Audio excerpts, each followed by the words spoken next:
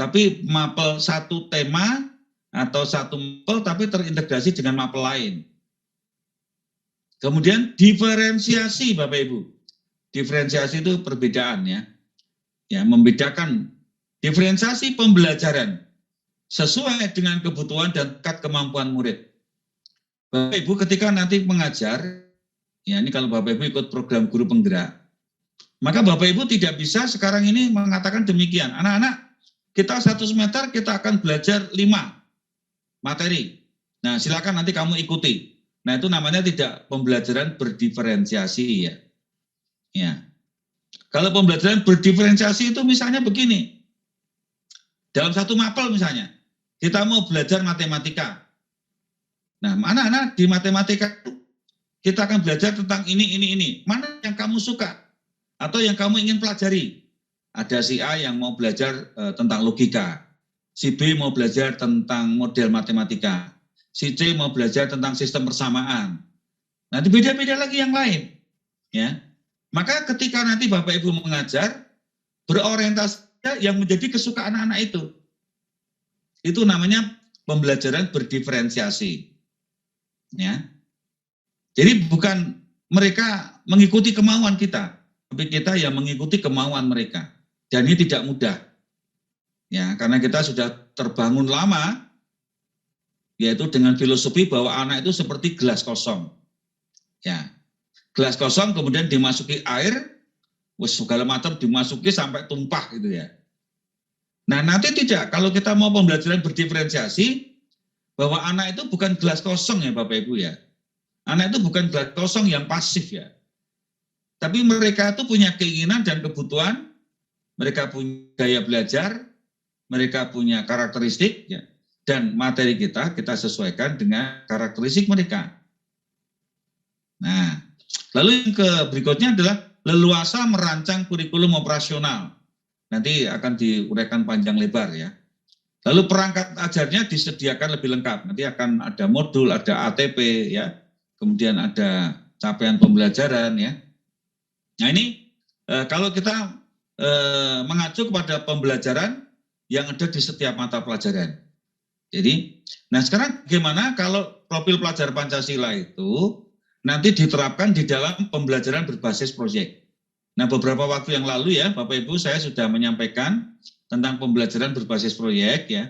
Dan nanti aktualisasi nanti akan diberikan di dalam kurikulum yang baru ini ya. Pembelajaran berbasis proyek. Jadi karena apa? Karena pembelajaran ini menghasilkan produk Bapak Ibu. Ya. Dan kalau SMKPK itu wajib itu. Nanti Bapak Ibu bisa boleh pembelajaran berbasis proyek atau menggunakan TEFA, Factory ya. Itu juga menghasilkan produk. Nah, di dalam pembelajaran berbasis proyek Bapak Ibu, karena di situ ada proses yang namanya pembelajaran interaktif dan kolaboratif ya, di luar kegiatan kelas. Nanti Bapak Ibu akan belajar tentang yang namanya proyek profil pelajar Pancasila dan budaya kerja. Nanti teman-teman yang akan menjelaskan di materi berikutnya. Nah, di situ kebanyakan kan di luar kelas. Ada mata pelajaran pilihan Bapak Ibu. Dan itu laksanakan menurut kemampuan dan karakteristik peserta didik. Nah, di situ suasananya adalah interaktif dan kolaboratif. Nah, oleh karena itu Bapak Ibu ketika nanti mengimplementasikan pembelajaran berbasis proyek, nah ada nilai interaktif dan kolaboratif. Kalau interaktif kan tentunya ini sifatnya gotong royong ya, gotong royong. Kemudian kalau ada misalnya saja ini kolaboratif juga gotong royong ya.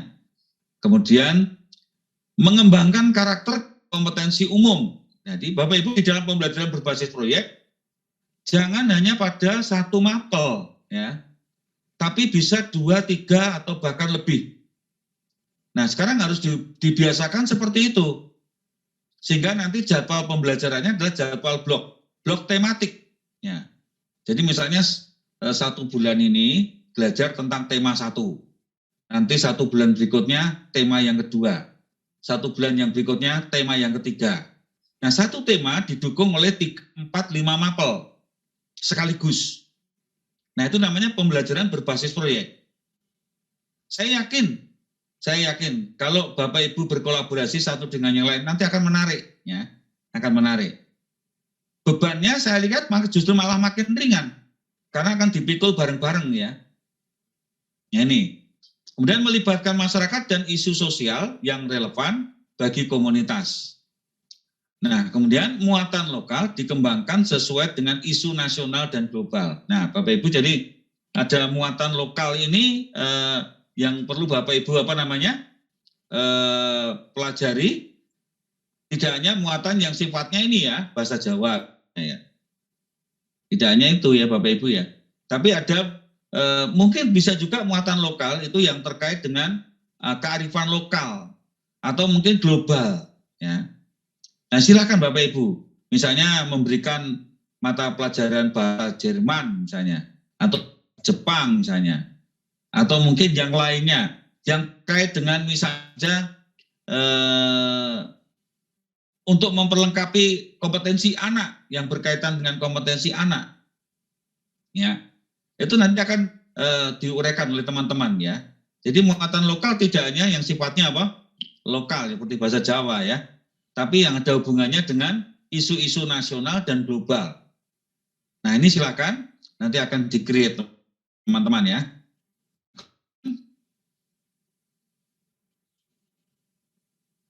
Ya, ini. Kemudian untuk ini Bapak Ibu, untuk bagian tentang nilai-nilai profil pelajar Pancasila itu nanti ada di kegiatan mana saja dan pas capaiannya. Nah, misalnya saja di sini, ya, ini tentang penguatan profil pelajar Pancasila di SMK.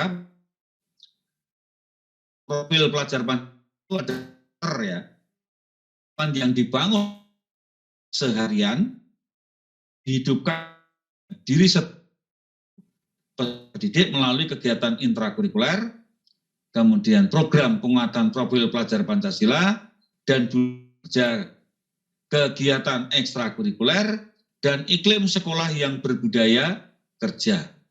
Ya, kalau kita di SMK ini kan sedang rame-rame budaya. Ya, ini.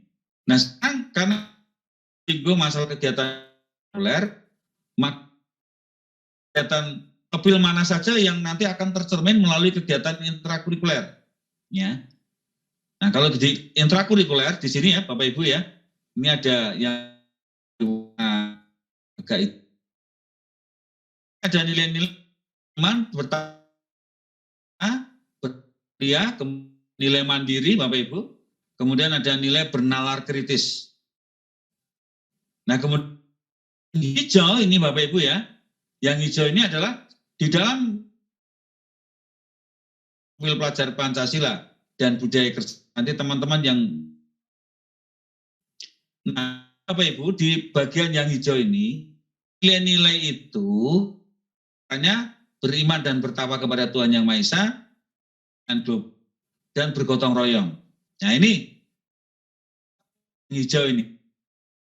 Nah, di dalam program di penguatan profil Pancasila ini ada program yang kontekstual dan berbasis pada kebutuhan dunia kerja.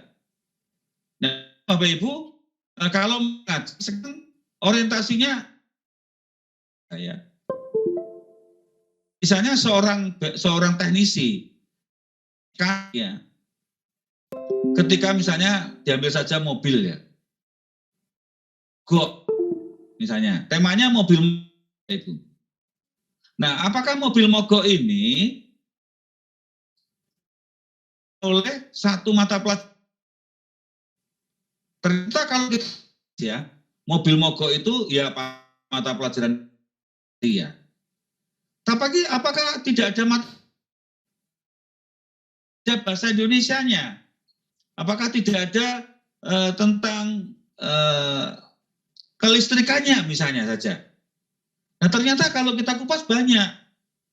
Cuma sayangnya ketika kita mengajarkan itu, kita tidak berkolaborasi dengan mata pelajaran yang lain. Sehingga kebermaknanya kurang. Jadi anak itu belajar bahasa Indonesia, matematika, belajar IPAS, ya. Itu mereka bisa. padahal itu menjadi satu kesatuan. Ya. Nah, di program lintas disiplin ilmu yang kontekstual dan berbasis pada kebutuhan dunia kerja, Bapak Ibu ya. Ya, misalnya di sini tentang gaya hidup berkelanjutan.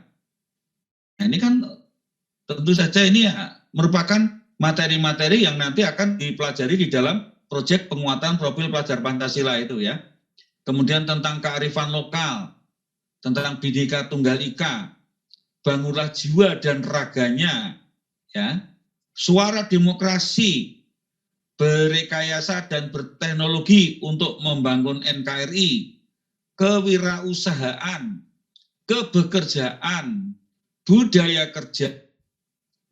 Nah ini nanti Bapak Ibu akan menjadi garapan ya, garapan ya, nilai-nilai ataupun apa ya, profil yang akan diajarkan melalui proyek penguatan profil pelajar Pancasila dan budaya kerja. Ini mata pelajarannya Bapak Ibu ya, proyek penguatan profil pelajar Pancasila ini adalah mata pelajaran. Nanti Bapak Ibu akan berdiskusi banyak ya. Lalu kemudian di daerah yang biru ini Bapak Ibu, yaitu tentang bernalar, kreatif dan bergotong royong akan lebih banyak di sini ya.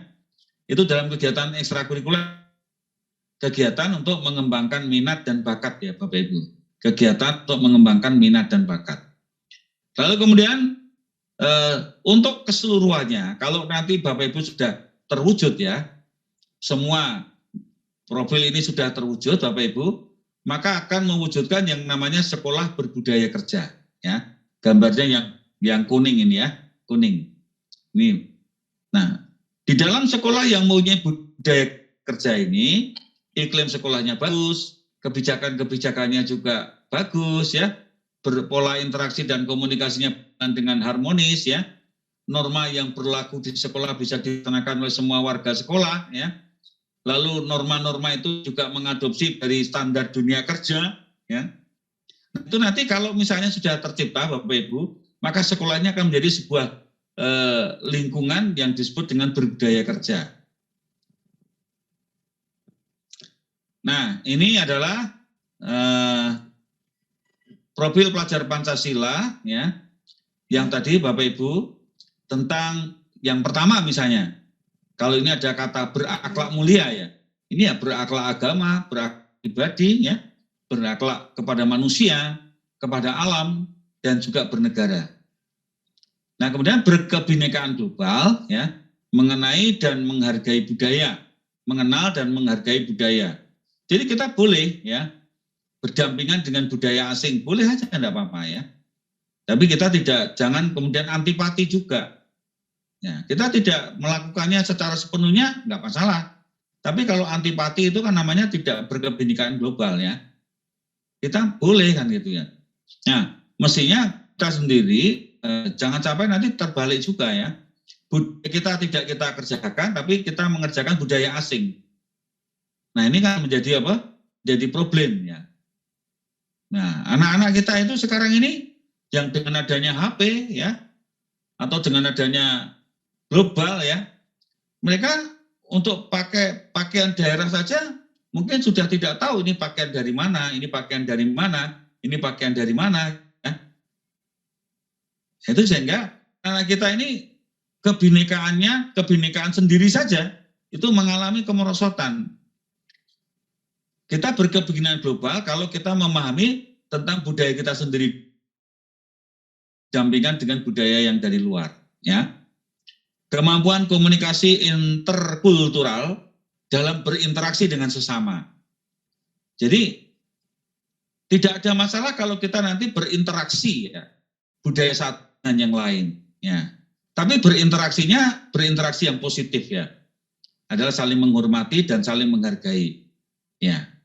Bahkan dalam sebetulnya budaya kita itu terkadang malah lebih dihargai di luar negeri daripada dihargai di daerahnya sendiri. Misalnya saja coba wayang. Wayang itu sekarang anak-anak kita itu ada yang suka wayang. Nah sementara di Australia, di Amerika itu mereka sedang belajar tentang budaya wayang.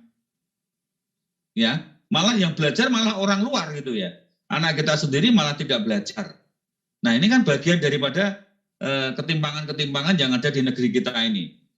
Jadi jangan heran kalau besok belajar wayang itu harus ke Amerika ya, gitu ya, atau ke Belanda. Kemudian bergotong royong Bapak Ibu. Bergotong royong ini di dalamnya ada kolaborasi, ada kepedulian, ada berbagi. Nah ini kata berbagi ini penting ya Bapak Ibu ya. Selama ini Bapak kita ini kurang loh ya, berbagi ini kita kurang. Yang dimaksud berbagi ini, lupa saya kan sudah memberikan informasi itu kan berbagi. Ya, kalau yang namanya informasi itu masih dalam level yang ringan Bapak Ibu ya. Tapi berbagi di sini maksudnya berbagi praktek baik juga. Nah, ketika berbagi praktek baik, maka yang terjadi apa? Kita ini karena minim praktek baik, maka tidak ada yang kita bagikan Bapak Ibu. Nah, saya berharap di SMK 2 Rembang itu akan muncul praktek baik yang dihasilkan nanti dari pembelajaran berbasis proyek. Nah, praktek baik itu nanti akan kita buat seminar Bapak Ibu. Kita akan buat gelar karya. Pak Bambang kalau bisa di setiap tahun ya Pak ya, coba diadakan gelar karya Pak. Gelar karyanya 2, gelar karya siswa dan gelar karya guru. Karya siswa itu nanti karya-karya siswa akan akan dipamerkan. Gelar karya guru semua pembelajaran praktek baik pembelajaran dari pelaksanaan kurikulum baru ini tolong nanti diseminarkan Pak, Pak. Ya, nanti kita akan kita akan motivasi Bapak Ibu ya. Karena di pembelajaran berproyek kalau Bapak Ibu betul-betul melaksanakan akan menghasilkan karya-karya kreativitas yang luar biasa. Jadi gurunya ya pamer, siswanya juga pamer. Produk-produknya silahkan Bapak Ibu. Karena proyek itu pasti menghasilkan produk ya. Silakan dikreasikan. Tempo hari kan saya sudah sampaikan ya pada waktu IHT itu. Kalau Bapak Ibu selama ini karena di bagian perikanan, kemaritiman ya. Kalau kita cari ikan, kita tuh yang mencari buat alat di mana ikan yang mencari kita. Nah itu sebuah pertanyaan yang menarik untuk dikaji ya. Nah kalau kita masih mencari ikan berarti kan itu masih tradisional ya Bapak Ibu ya. Tapi yang modern adalah ikan yang mencari kita. Jika kita tidak perlu susah atau tidak perlu mengeluarkan biaya yang banyak katakanlah. Nah ini kan bagian yang menarik untuk dijadikan sebagai tema-tema di dalam ya. Kemudian ada mandiri. Mandiri itu kan kesadaran akan diri dan situasi yang dihadapi. Nah yang menarik ini Bapak Ibu. Regulasi diri. Ini Pak Bambang, regulasi diri ini menarik ya Pak Bambang ya. Jadi apa artinya regulasi diri Bapak Ibu? Artinya bahwa setiap individu sebagai warga sekolah membuat semacam komitmen pribadi. Misalnya Bapak Ibu guru, saya akan datang ke sekolah jam 7 kurang 15 menit. Siapa yang bikin aturan? Dirinya sendiri. Ya, saya komitmen datang jam 7 kurang 15 menit. Nah, itu namanya membuat regulasi diri. Tapi kalau misalnya Pak Bambang yang dahului, semua Bapak Ibu guru kita aturan di sekolah, jam 7 kurang 15 menit, semuanya sudah ada di dalam ruangan masing-masing, ruang guru, anak-anak. Itu namanya aturan dikeluarkan dari Pak Bambang. Itu bukan regulasi diri. Makanya banyak kegagalan, kenapa? Karena apa? Karena itu dari orang luar, motivasi dari luar itu kan kurang begitu menarik ya, kurang begitu banyak berhasil gitu ya. Tapi kalau itu dari regulasi diri, nah itu mencapai contoh aja.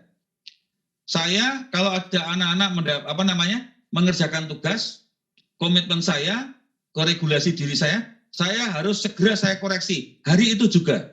Itu namanya regulasi diri. Dan nanti kalau kan gimana? Ya yang menyangsi ya diri. Yang beri sanksi ya dirinya sendiri. Nah ini Bapak Ibu, kalau anak-anak kita sudah terbentuk regulasi diri, maka dia sudah dalam kapasitas memiliki kemandirian. Kemudian bernalar kritis. Bernalar kritis itu memperoleh dan memproses informasi dan gagasan. Nah, Karakteristik anak itu rasa ingin tahunya besar. Memproses informasi, memberikan informasi, sebaiknya nanti Bapak Ibu lebih banyak menggunakan pertanyaan-pertanyaan pemantik. Ya. Jangan membuat pernyataan, tapi pertanyaan pemantik. Ya. Sehingga akan memancing anak-anak untuk rasa ingin tahunya besar sekali. Bisa jadi loh, Bapak Ibu, dari pertanyaan-pertanyaan itu nanti anak akan menemukan. Nah, kalau misalnya Bapak Ibu akan mengajarkan ya tentang karakteristik ciri-ciri kewirausahaan misalnya. Ciri-ciri wirausahawan. Ini guru PKK kalau dulu ya. Dulu namanya PKK, Produk Kreatif dan Kewirausahaan. Nah, kalau Bapak Ibu mengajarkannya, anak-anak ciri seorang wirausahawan itu seperti ini loh. 1, 2, 3, 4, 5. Nanti itu yang pintar bukan anaknya itu. Yang pintar adalah gurunya. Seharusnya diubah, polanya diubah pembelajarannya. Anak-anak, kamu saya akan beri tugas untuk mengamati pedagang kaki 5 di kota Rembang. Kamu amati, lalu kamu tulis apa yang kamu ketahui dan besok laporkan. Nah, gitu ya. Ini kan survei gitu ya, kasih tugas. Lalu kemudian pada saatnya anak itu sudah kembali, besoknya kemudian mempresentasikan. Coba apa yang kamu amati? Saya mengamati bakul sate, Pak. Lalu bakul sate gimana? Ternyata Pak, bakul sate yang laris itu 1, ya, 1 harganya murah Pak, gitu ya. 2 rasanya enak, gitu ya. Di situ ada musiknya, bisa didengerin Pak. Nah, ya kalau seperti itu, apa kesimpulanmu? Ya kesimpulan saya ternyata bakul sate itu menarik. Nah, itu yang namanya proses bernara kristis tidak membuat anak itu menerima kesimpulan dari Bapak Ibu. Tapi mereka sendiri yang akan menyimpulkan Bapak Ibu. Jadi Bapak Ibu hanya membuat pertanyaan-pertanyaan. Lalu nanti yang menjawab siswa dan nanti yang menyimpulkan juga siswa. Kemudian menganalisis dan mengevaluasi penalaran. Ini apalagi Bapak Ibu ya. Menganalisis dan mengevaluasi penalaran ini berhubungan dengan kegiatan anak-anak melakukan survei atau dia melakukan penelitian atau dia melakukan pengkajian. Ya. Kemudian merefleksi pemikiran dan proses berpikir dan mengambil keputusan. Nah, ini kan Bapak Ibu, ya. Jadi selama ini kan ternyata kalau kita katakan, loh Pak ini sudah kemarin kritis, kreatif itu sudah. Nah, ternyata kita belum mendalami sepanjang itu ya. Kemudian Bapak Ibu, ini menghasilkan gagasan yang orisinal dan menghasilkan karya dan tindakan yang orisinal. Nah, misalnya gagasan dan ide-ide yang dihasilkan oleh anak itu sifatnya murni, ya. Karya-karya yang dihasilkan pada anak itu sifatnya juga murni, karena itu berdasarkan ide-ide anak. Tapi kalau misalnya mereka disuruh membuat sesuatu, lalu nanti Bapak Ibu itu memberikan barang karya kunci-kuncinya, itu namanya bukan ide dan gagasan anak ya, tapi itu adalah ide dan gagasan guru. Nah, kita itu belum memerdekakan ya Bapak Ibu ya. Karena kita ingin mengeksplorasi kemampuan siswa itu seperti apa. Ya. Nah, itu. Nah, baik. Nah, sekarang coba Bapak Ibu lihat kita pada gambar ini ya. Ya. Kita lihat gambar ini ya. Ini saya stop dulu. Saya kok tidak bisa melihat ini, mungkin karena saya share lagi ya. Bentar.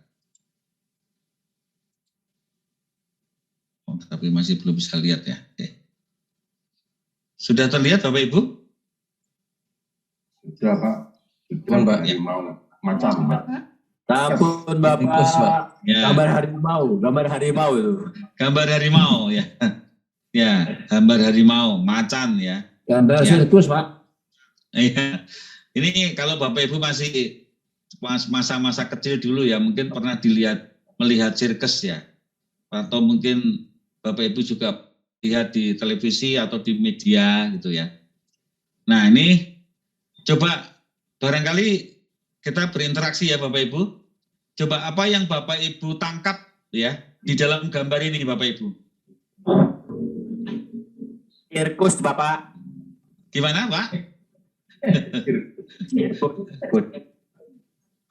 Iya, sirkus ya. Lalu apa yang Bapak Ibu tangkap di sini coba? Ini saja bisa nurut, Pak. Ya, nurut ya. Binatang saja bisa nurut gitu ya. Ya. Oke. Ada lagi? Kan? Supaya nurut harus dipecuti, Pak. Supaya nurut dipecuti ya. Silakan mungkin yang lain. Bebek itu kan berenang, disuruh berlari. Ya. Kemudian namanya tupai, jadi melompat, ya. Disuruh berenang. Nah ini kan gambaran bahwa setiap anak itu memiliki kemampuan masing-masing, mempunyai predikat atau mempunyai karakter masing-masing, keunikan masing-masing. Mestinya anak yang tidak suka belajar matematika kok disuruh belajar matematika. Jadi apa? Bumerang bagian. Bukan malah dia semakin membaik, tapi malah semakin jauh. Ya ini tantangan untuk bagi para guru ya nanti ya. Makanya ketika nanti Bapak Ibu belajar tentang sekolah penggerak atau program guru penggerak, Bapak Ibu harus melakukan pemetaan kemampuan anak dulu. Nanti kalau sudah sampai di assessment, Bapak Ibu akan melakukan yang namanya assessment diagnostik. Assessment diagnostik Bapak Ibu akan memetakan kemampuan anak dulu. Kalau anaknya memang kemampuannya rendah, kenapa saya harus memberikan materi yang tinggi? Kalau kemampuannya tinggi, kenapa saya harus memberikan materi yang rendah? Alangkah tidak elok kalau anak yang tidak memiliki kemampuan tinggi, Bapak Ibu memberikan kemampuan tinggi. Itu sama saja Bapak Ibu menyuruh seekor ikan untuk memanjat pohon. Ya pasti gagal dia, sampai kapanpun gagal. Nah itu yang namanya pembelajaran yang memerdekakan Bapak Ibu. Ya. Demikian pula dengan peserta didik masing-masing memiliki keunikan sendiri. Berbeda potensinya, kemampuannya, bakatnya, minatnya, dan gaya belajarnya. Ya. Kemerdekaan atau kebebasan bukanlah sikap semaunya sendiri, bukan semuanya, semaunya sendiri. Kemerdekaan mengarah pada sikap penghargaan dan keunikan serta kekhasan masing-masing individu sebagai pribadi. Kemerdekaan pribadi setiap orang dibatasi oleh kemerdekaan orang lain. Ya, ini oleh kelompok dari SMU De Brito ini Jogja ini ya. Jadi bukan berarti kalau merdeka itu kemudian bebas tanpa aturan ya. Kemerdekaan itu dibatasi oleh kemerdekaan orang lain. Nah oleh karena itu Bapak Ibu yang harus sikapi bersama, jadi bagaimana kita memandang siswa, kalau dia misalnya itu ibarat seekor ikan ya, maka ya kalau nanti Bapak Ibu mengukur kemampuan ikan, ya suruhlah dia berenang, suruh dia berlari di kolam atau di laut atau di air gitu ya. Jangan seekor ikan disuruh diuji memanjat pohon. Nah, repot itu nanti, ya pasti gagal gitu ya, pasti gagal.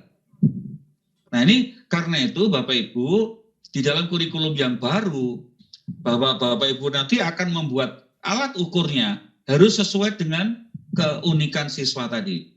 Ya. Aturan bersama tetap diperlukan untuk menjaga agar kemerdekaan setiap pribadi tetap terpelihara dan terjamin. Jadi tetap ada aturan bersama Bapak Ibu ya. Tetapi yang sifatnya ya, yang sifatnya memberikan kemerdekaan untuk dia mengeksplorasi kemampuan dan potensi dirinya.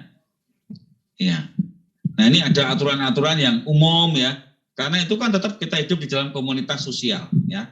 Jadi makhluk sosial itu tidak bisa seperti Tarsan di pedalaman kan gitu. Nah, menurut Ki Hajar Dewantara, pembelajaran yang merdeka itu ya berdaya upaya dengan sengaja untuk memajukan hidup, tumbuhnya budi pekerti. Nah, Bapak Ibu, kalau kita pahami tentang budi pekerti itu apa toh? Kalau dulu ada ya di SPG itu tentang pelajaran budi pekerti, tapi nggak tahu tahun berapa sudah hilang. Budi pekerti bukan hanya soal akhlak saja Bapak Ibu ya, tapi ini meliput tentang rasa, pikiran, dan roh ya. Rasa, pikiran, dan apa? Roh. Nah kemudian, dan badan anak dengan jalan pengajaran, teladan, dan pembiasaan. Jangan disertai perintah dan paksaan. Nah Bapak Ibu, ketika Bapak Ibu akan memberikan tugas, lalu ada unsur paksaan, maka sebenarnya anak itu tidak mengalami kemerdekaan. Nah sebaiknya gimana? Sebaiknya tugas-tugas itu disesuaikan dengan keinginan anak. Ya, kalau anak misalnya sukanya diberi tugas ini, dia diberi tugas membuat puisi, tugasilah membuat puisi. Sukanya dia diberi tugas misalnya saja membuat mengarang, berikanlah dia mengarang. Kalau Bapak Ibu memberikan tugas mengarang untuk semua anak di semua kelas, itu namanya belum membuat kemerdekaan, belum memerdekakan. Sehingga Bapak Ibu akhirnya anak tertentu tidak akan bisa memperoleh nilai 100. Sebab anak yang tidak suka mengarang, dia pasti pengarangnya jelek. Kalau dia ngarangnya jelek, pasti nilainya juga jelek. Nah, sehingga dia tidak mungkin mendapatkan nilai 100. Sepanjang masa dia tidak mungkin. Nah, dia nggak suka ngarang, dia sukanya bikin puisi. Maka berilah tugas dia membuat puisi. Jangan diberi tugas mengarang. Itu namanya merdeka belajar, Bapak Ibu. Ya. Sehingga anak yang suka puisi, dia mendapatkan nilai 100, yang suka mengarang juga dia mendapatkan nilai 100. Nah, ini pendidikan yang pembelajaran yang memerdekakan ya. Nah, di dalam filosofinya di perguruan taman siswa, Bapak Ibu mengenal adanya pancadharma ya. Yang pertama mengenai kodrat alam ya. Nah, anak itu mereka bertumbuh berdasarkan kodrat alam. Kodrat alam itu apa Bapak Ibu? Kodrat alam ini termasuk di dalamnya adalah menjunjung tinggi hukum-hukum alam sebagai perwujudan kodrat Tuhan yang Maha Esa. Hukum alam itu contohnya air mengalir ke bawah. Selalu ingin mengisi semua. Matahari terbit dari timur, manusia berharkat dan bermartabat sebagai makhluk hidup yang paling sempurna dan berkodrat sebagai makhluk pribadi sekaligus makhluk sosial. Nah, kalau kita melihat bahwa anak itu memiliki kodratnya dua, kodrat alam dan kodrat zaman, maka ketika kita memberikan pembelajaran kepada anak, maka kita memberikan informasi yang terkait dengan kodrat alam seperti ini. Ya. Jadi kodrat alam, ya, kodrat alam. Jadi kalau misalnya anak itu punya keinginan, ya, maunya dia melukis, ya, maunya dia bermain musik, ya, maunya dia berolahraga, itu kan kodrat alam Bapak Ibu. Ya, mungkin anak yang usia kelas 10 berbeda dengan anak yang usia kelas 12. Itu termasuk kodrat alam. Ya. Kemudian kebudayaan mempertajam daya cipta rasa karsa secara seimbang agar menjadikan manusia yang berbudi pekerti luhur. Nah, Bapak Ibu, cipta rasa dan karsa ini yang masuk di dalamnya adalah berbudi pekerti ya. Ini yang termasuk seringkali kita itu ya daya ciptanya, anak-anak kita daya ciptanya. Kalau rasa dan karsanya oke, sudah ya. Tapi daya ciptanya ini kurang. Mengapa kok anak daya ciptanya kurang? Ya karena gurunya tidak pernah mempunyai pemikiran untuk mencipta juga. Coba kalau gurunya sering mencipta, nanti anak-anaknya akan mengikuti gurunya. ya, karena gurunya kurang dalam mencipta, maka anak-anaknya juga kurang dalam mencipta. Kenapa? Karena dari gurunya tidak ada yang sesuatu yang dibagikan kepada anak, ya. Tapi kalau gurunya banyak ciptaan, banyak karyanya, pasti anaknya juga akan terdorong untuk melakukan karya-karya yang hebat. Nah, saya berharap di kurikulum yang baru ini, ya Pak Bambang dan teman-teman, tolong setiap guru menciptakanlah apa, ya. Nah, kalau guru kan mengajar ya menciptakan strategi pembelajaran apa gitu ya, metode apa ya, silakan. Kalau gurunya tidak mencipta, saya yakin anaknya pun juga tidak akan mencipta, Bapak Ibu. Karena apa yang dilakukan anak itu meneladani apa yang dilakukan oleh gurunya. Nah ini, nah, di kurikulum yang baru ini banyak nanti anak-anak akan didorong untuk mencipta. Mengapa pembelajarannya berbasis proyek? Karena di situ ada proses mencipta, Bapak Ibu. Kemudian kemerdekaan, memerdekakan pikiran dan perbuatan manusia sejauh tidak mengganggu tertib damainya hidup bersama. Kemerdekaan merupakan karunia Tuhan yang harus dikembangkan oleh setiap manusia. Kemudian tidak boleh melupakan persatuan dan kesatuan bangsa. Ini kebangsaan ya. Hasil usaha harus ditujukan untuk kesejahteraan dan kebahagiaan diri tiap manusia.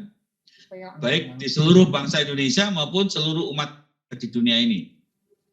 Lalu kemanusiaan, seluruh menjunjung tinggi kodrat, harkat dan martabat manusia. Ini terkenal dengan Pancadharma. Ini programnya apa namanya? Taman Siswa. Nah, kenapa kita diingatkan ke sini? Sebab kita memiliki tanggung jawab yang sama juga, ya. Yaitu kita apa? Harus menjaga kodrat alam, kebudayaan, kemerdekaan, kebangsaan dan kemanusiaan. Nah, Bapak Ibu, bagaimana caranya kita bisa menanamkan nilai-nilai tadi, ya? Bagaimana kita bisa mendidik, menanamkan nilai 6 profil pelajar Pancasila tadi? Yang pertama itu Bapak Ibu bisa melakukan dengan keteladanan. Ya. Nah, kalau di Taman Siswa itu ada yang namanya guru pamong dulu ya. Nah, guru ini harus memberikan contoh atau teladan yang baik dan bermoral. Jadi Bapak Ibu, kalau kita menginginkan anak kita tidak merokok, ya gurunya jangan merokok. Ini mohon maaf ya, bagi bapak-bapak ini yang suka merokok ini. Nah, bagaimana kita tidak bagaimana? Ya karena bapak ibu gurunya atau bapak ibunya enggak ya. Karena bapak gurunya merokok, anaknya tahu walaupun dia taunya di luar sekolah. Nah, untuk gurunya merokok, saya juga mau merokok kan gitu ya. Enggak bisa kan sih, kenapa ditanya, kenapa nak kamu merokok? Saya meniru Pak Guru itu, Pak. Nah, kan dia ada contohnya Bapak Ibu ya. Ya. Kemudian pembiasaan. Nah, ini penting pembiasaan. Peserta didik melaksanakan kewajibannya sebagai pelajar, sebagai anggota komunitas, dan sebagai anggota masyarakat selaras dengan aturan hidup bersama. Bapak Ibu, di dalam pembiasaan ini, tentu saja nanti Bapak Ibu akan membuat yang namanya kesepakatan kelas. Ya. Kesepakatan kelas, bagaimana membentuk budaya kelas yang baik, yang positif, sehingga kelas itu menjadi kelas yang bersih, ya, kelas yang berprestasi, ya, kelas yang ya patuh, taat, ya, kelas yang berbudaya kerja. Nah itu Bapak Ibu nanti akan membangun yang namanya kesepakatan kelas. Kesepakatan kelas ini kalau dilakukan rutin, maka akan menjadi sebuah pembiasaan yang positif. Nah kemudian yang ketiga adalah pengajaran Bapak Ibu. Guru atau pamong memberikan pengajaran menambah pengetahuan didik agar menjadi generasi yang pintar, benar dan bermoral baik.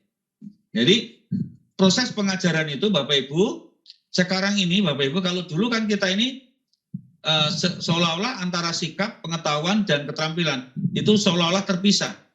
Tapi di kurikulum yang baru dengan paradigma baru, Bapak Ibu nanti antara sikap, pengetahuan dan keterampilan itu menjadi satu Bapak Ibu.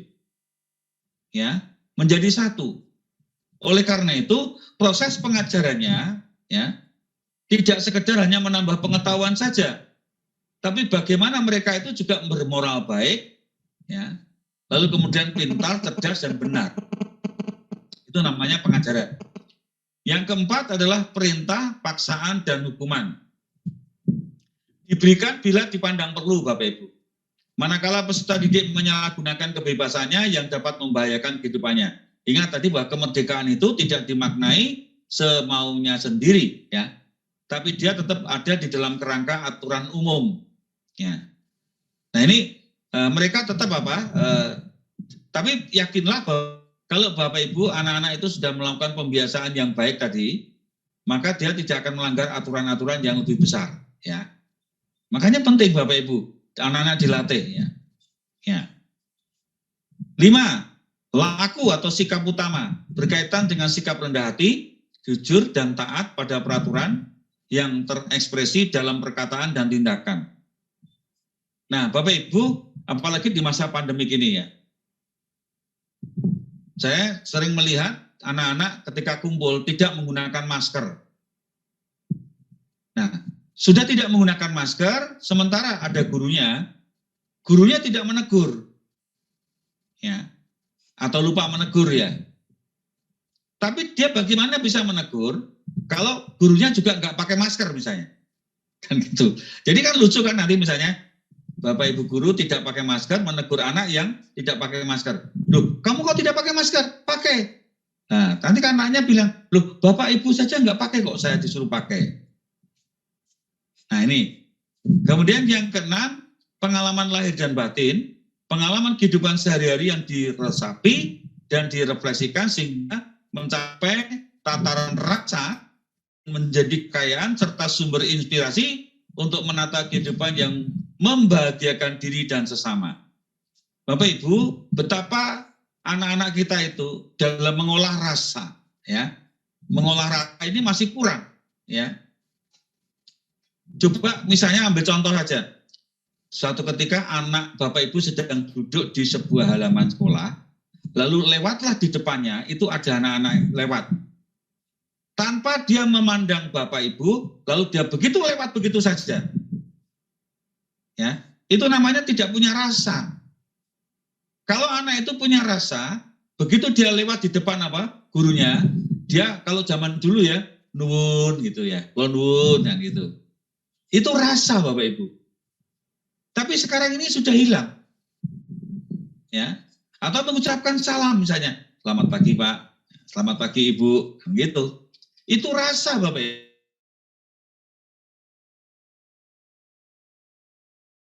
Untuk diingat kembali bagaimana di sebuah iklim yang bagus untuk bertumbuhnya anak-anak.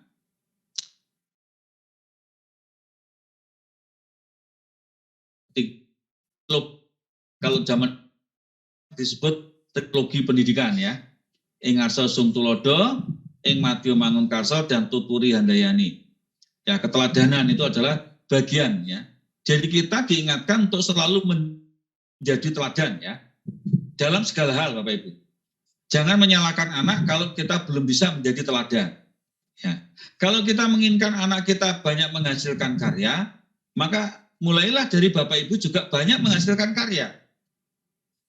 Sehingga anak-anak kita akan memandang, wah ini Bapak Ibu guru saya hebat semua ini. Ya, saya tak kepingin seperti Bapak Ibu. Nah itu namanya keteladanan Bapak Ibu. Ing Madyo Mangun Karso, ya. Di tengah kita membangkitkan semangat, membangkitkan passion, ya. Membangkitkan passion anak-anak. Anak-anak itu akan terbangkitkan passionnya, semangatnya, gairahnya, kalau Bapak Ibu juga bangkit semangatnya, ya. Jadi kalau Bapak Ibu mengajar tidak semangat, anak-anaknya juga akan tidak semangat, Bapak Ibu. Makanya ini bersama-sama, ya, kita membangun supaya di dalam kita memberikan pembelajaran pada anak-anak itu punya semangat, kan gitu ya, punya semangat, sehingga anak-anak pun juga bersemangat. Walaupun di masa pandemik, Bapak Ibu jangan sampai menunjukkan di depan anak-anak, kita ini pandemik ya, kita nggak bisa berbuat apa-apa. Tolong dihindari kata-kata ini. Ya. Justru Bapak Ibu harus memberikan contoh bagaimana tetap bersemangat, supaya anak-anak juga belajarnya juga bersemangat. Jangan malah mengeluh di depan anak-anak kan gitu ya. Nah ini kan tidak boleh kita lakukan karena itu nanti akan menjadi contoh bagi anak-anak ya. Tuturi Handayani ya tentu saja di belakang kita memberdaya mendorong untuk tetap maju gitu ya. Ya, kalau Bapak Ibu ketemu anak yang sudah memang pintar ya, anak yang sudah ya mandiri, dewasa, mendorong itu gampang sekali. Tapi kalau ketika Bapak Ibu menemukan anak-anak yang memang dalam kategori tadi ya, susah didorong misalnya ya. Nah ini kan Bapak Ibu kan memerlukan segala teknik ya untuk bisa mendorong anak itu. Nah Bapak Ibu juga tidak boleh putus asa ya. Kalau ada masalah dipecahkan bersama. Seringkali begini Bapak Ibu, ketika Bapak Ibu mendapatkan persoalan, lalu kemudian dipikir sendiri nggak bisa, ya sudah selesai. Seharusnya kan ketika sudah nggak bisa, dipikirkan bareng, ya. Makanya di dalam pembelajaran berbasis proyek, Bapak Ibu didorong untuk berkolaborasi dengan teman-teman guru mapel lainnya. Supaya kalau ada persoalan-persoalan yang terkait dengan pembelajaran, itu bisa saling menopang dan saling membantu. Jadi jangan mencoba untuk menyelesaikan masalah sendiri. Karena hanya sedikit hal yang bisa diselesaikan dengan sendiri Bapak Ibu.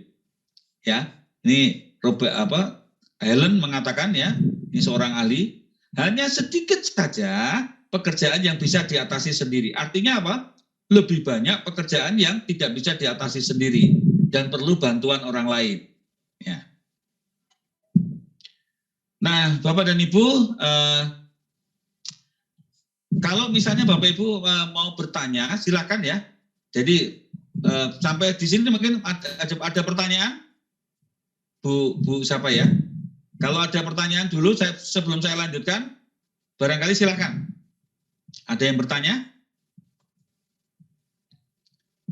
Dari apa yang saya sampaikan tadi? Kita waktunya masih cukup banyak ya. Supaya nanti Bapak Ibu tidak tidak bosan gitu ya. Barangkali mungkin ada pertanyaan-pertanyaan yang mau disampaikan, silakan. Ini baru sampai jam 10 ya. Ya. Oke, kalau belum saya lanjutkan lagi ya. Saya lanjutkan lagi. Oke. Saya lanjutkan lagi. Share ya.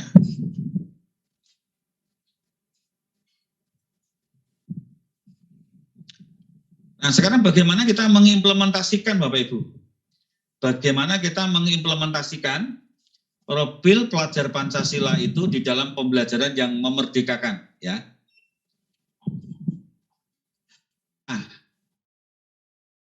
Mendengar.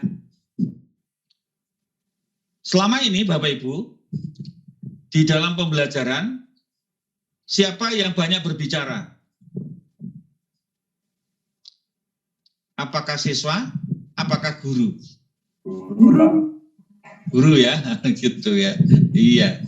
Nah, bahwa kita harus kita ubah Bapak Ibu. Sekarang Bapak Ibu tidak lagi banyak berbicara, tetapi lebih banyak mendengar. Ya. Mendengar itu artinya luas ya Bapak Ibu, bukan mendengar asal mendengar ya, tapi mendengar dalam arti mencermati dan mencatat. Sebenarnya apa yang diinginkan oleh anak. Kalau Bapak Ibu misalnya ini, Bapak Ibu punya 36 murid ya dalam satu kelas. Apakah Bapak Ibu selama ini sudah pernah mendengar ke-36 anak itu bicara kepada Bapak Ibu? Kalau memang belum pernah ya paling hanya 1-2 ya. Atau 3, 4, 5 lah ya. Tapi untuk anak-anak yang lain gimana? Itu dalam satu kelas saja ya. Nah ini kan artinya kemampuan kita mendengar itu masih kurang ya Bapak Ibu. Padahal setiap anak itu memiliki keunikan.